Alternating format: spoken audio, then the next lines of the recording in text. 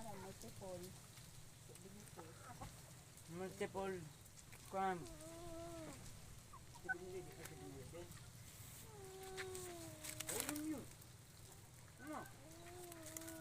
Nanit lang ganano.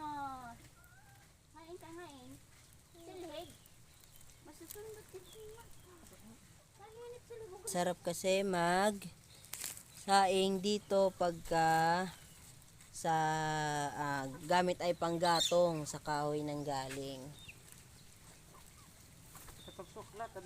Tapos ang bigas ay bagong ani.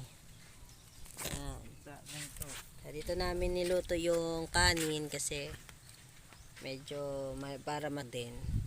Malayo ang usok. Dito tayo masusuffocate. Ayan. Ba?